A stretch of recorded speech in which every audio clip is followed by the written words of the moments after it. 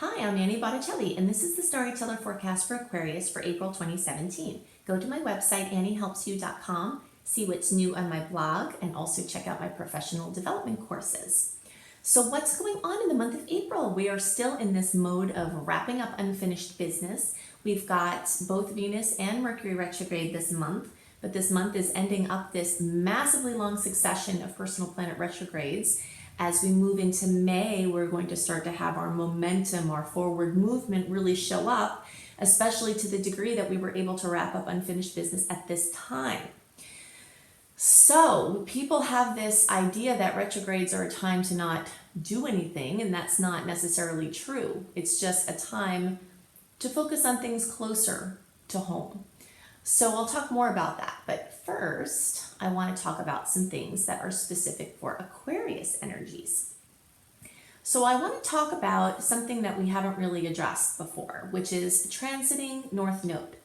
When we look at the North Node in the natal chart, which is my absolute favorite placement, I don't do any reading, I don't let my apprentices do any reading without speaking to the North Node placement in a chart, because the North Node tells us our highest expression in this lifetime.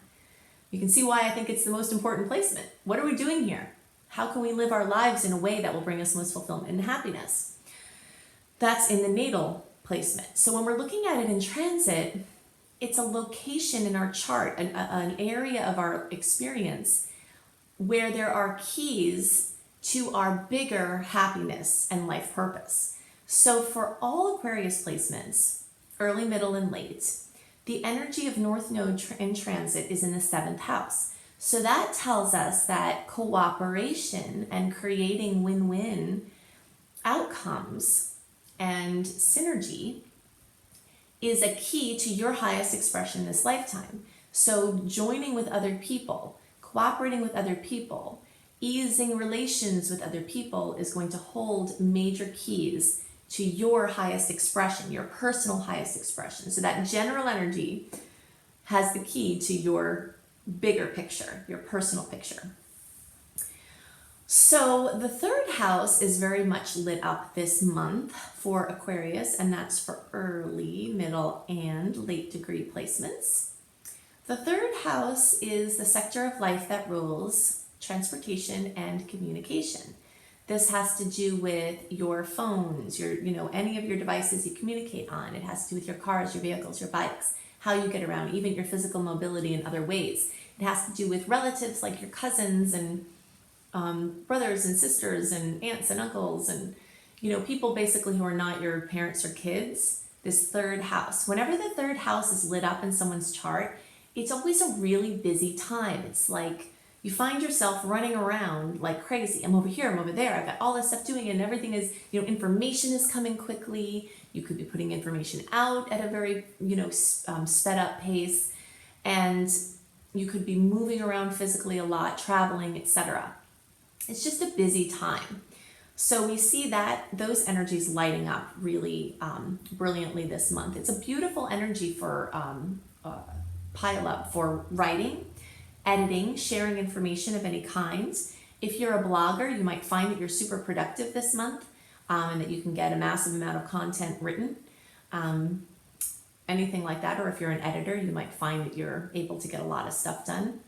It has to do with sharing ideas. There's a longer term transit that I want to talk about, and this is Saturn. We haven't really spent time lately talking about Saturn transit, so I wanted to give it some credence, especially now that Saturn is going to be in retrograde. Whenever Saturn is moving forward, whenever any planet is moving forward, especially the outer planets, there are these lessons that are sort of being pushed on us. And Saturn is a taskmaster, it's the disciplinarian. It wants you to do something. It wants you to work hard. It wants you to, work smart. It wants you to be consistent. It basically wants you to be disciplined in areas that you're not usually disciplined, And for early and middle Aquarius placements, so that's basically the first 20 degrees if you're watching for your rising sign, or the first, and that's around 20 degrees because, you later degree placements from 20 to 29 degrees, you could be feeling it in the 11th house and the 10th house at the same time. But these early and middle degree placements are really just feeling it in the 11th house. That's also for your birthday, for the first 3 weeks, or, we'll say 20, the first around 3 weeks of the sign.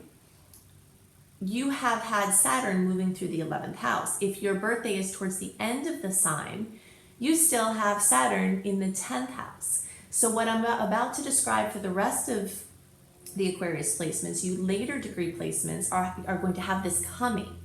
And then I'll speak to what you are working with now currently with where Saturn is for you. So Saturn is bringing lots of lessons in the arena of friendships, acquaintances, working with groups, being part of a group, being part of a team, humanitarian-based efforts, internet-based efforts, technology, anything having to do with an invention or ideas that are inventive.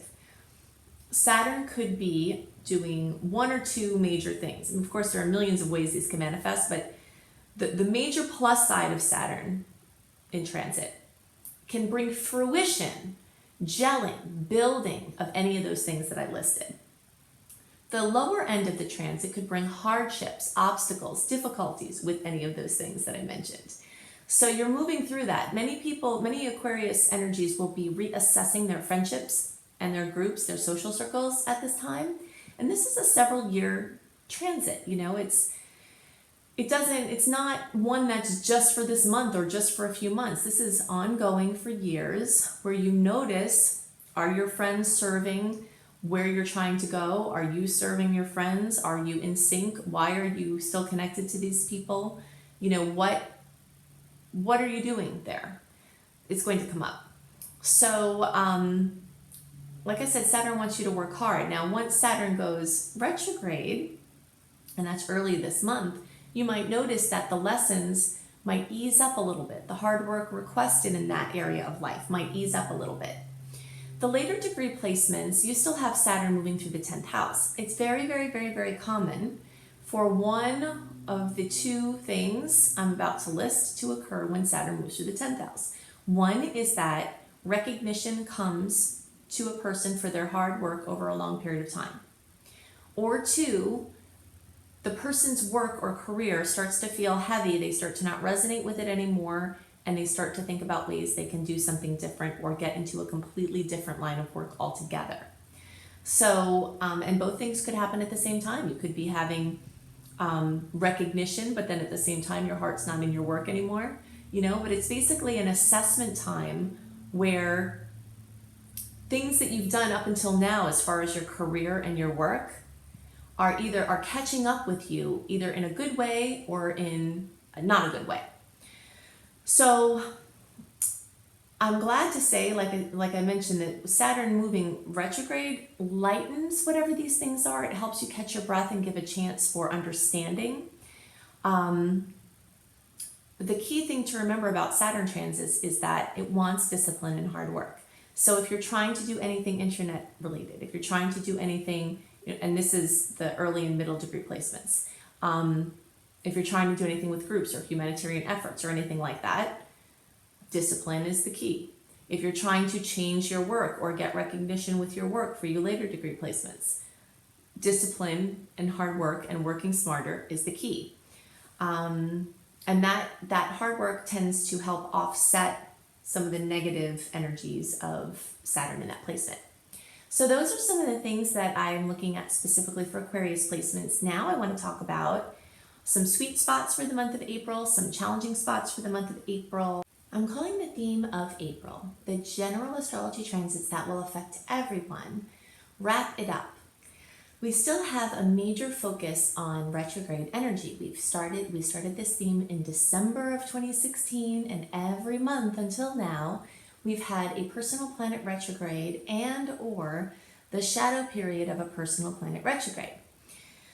So, this idea of taking unfinished business and clearing it up so that when we move forward and we have these signs of moving forward, especially towards the end of April, when Mars gets into Gemini and the energy really starts to stir up, we'll have this feeling of where we're going, this long-awaited actual movement on an external level in the outer realms. But this month of April is a time to wrap it up. It's a time to resolve unfinished business.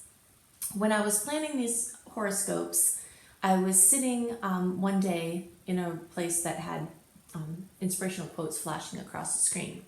And there was one that said, "There's more to life than increasing its speed." And that was by Mahatma Gandhi. And I really, really liked that as something to mention for this month, because the energy of retrograde is just the antidote to this over-busy, over-scheduled world. So the more we can take stock of things closer to home, take stock of internal events. It's not that you can't say yes to opportunities that come in your external realms. Of course, it's fine to do things. Just know that new things that seem to come in a retrograde time often will change their terms compared to what you agree to, or they might be shorter term than you anticipate. That doesn't have to be a problem. That doesn't mean you can't activate it. It's just an awareness to have. But as far as intentionally doing something, it just lends itself to shorter term contracts, and it lends itself to wrapping up unfinished business. So we've got this theme that continues through April. Like I said, at the end of the month, you'll start to see things stirring up as far as like actual authentic outer movements coming soon. So I want to talk about some of the aspects that are going to be relevant this month. I'm going to give you a list of some of them, but you can get a more complete list when you go to my website, anniehelpsyou.com, and sign up for my free email newsletter. I do a write-up for the upcoming month, and I send that out a month early as well, to give you more details of days that have good energy, days that have challenging energy, and how to, what you might expect with those things. But here's a more summarized list.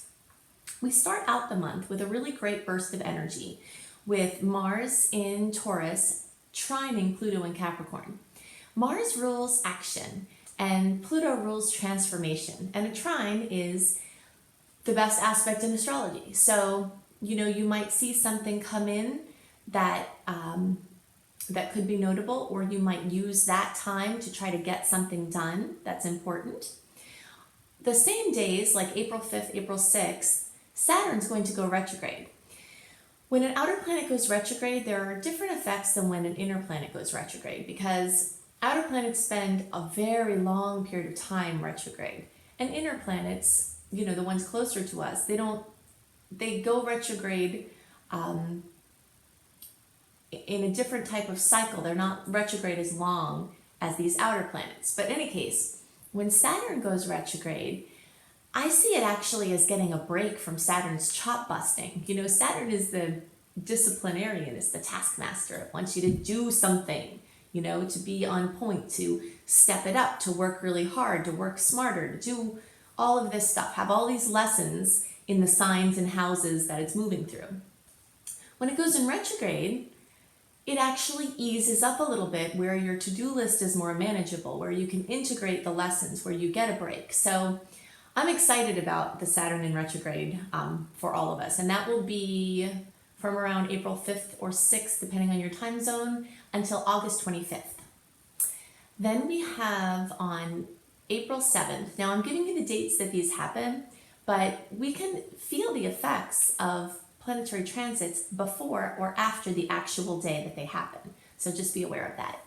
So on April 7th, we have this yearly Sun opposing Jupiter clash. And this time the Sun is in Aries and Jupiter is in Libra. So this theme that we had quite a bit of last month through major outer planet connections, we have another little burst of this. So Aries is me, Libra is we. So it's like someone's individuality is conflicting with something in relationship, or a relationship obligation, or an opinion of someone you're in relationship with. So that could bring a moment, in relationships where there's a clash there. On April 10th, we have the full moon, and that's at 21 degrees of Libra. This full moon is going to be conjunct Jupiter and square Pluto. All of the planets, all of the signs, all of the placements have a potential to have positive or negative effects. Sometimes we think about Jupiter as having positive luck-bringing effects, and that can often be true. When Jupiter is sitting next to something else, like an event like a full moon, it amplifies it. full moons are intense already. So the completion, the fruition, something coming to be in the areas of Libra might be more intense or more expanded. So something notable with relationship, something, someone coming to an agreement, something coming to a closure, and some sort of something with an interpersonal relationship will probably be the theme there. And the square to Pluto usually means that there's some sort of, person with some control or entity with some control that is not making the situation easier. Usually some sort of force that just seems like it's working against you. So I always like to leave a little room around the full moons because they're often emotional, and you might want to have the space to tend to whatever comes up there, whether it's a great positive thing coming to fruition that you want to be present for, or whether it's a challenge that's going to be emotional and you'll need a little time to recover. I think it's a good idea to leave some space around that full moon, which is on April 10th. On April 16th, there is a nice angle between Venus in Pisces and Mars in Taurus that could bring resolutions in relationships. So it's possible that that full moon accentuates this issue, and that maybe this Venus-Mars aspect could bring some sort of accord back into the picture. On April 17th, there's a beautiful angle between the Sun, which is in Aries, and Saturn, which is in Sagittarius.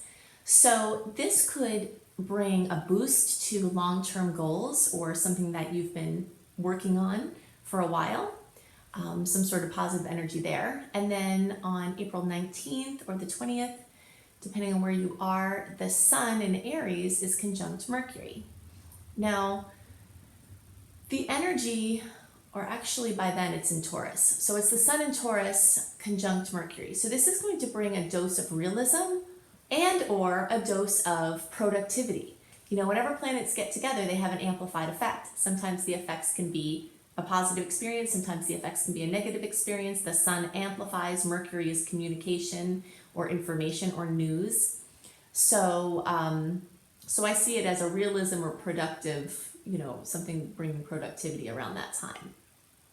Then on April 21st and the days around there, especially watch your security on all levels and other private and personal information, because Venus in Pisces is going to square Saturn and Sag, and Saturn can bring some hard lessons and want some details attended to. And Venus rules money and love, and Pisces is stuff kind of going on in the backdrop. So just, be cautious of your personal things in the backdrop, especially around that time.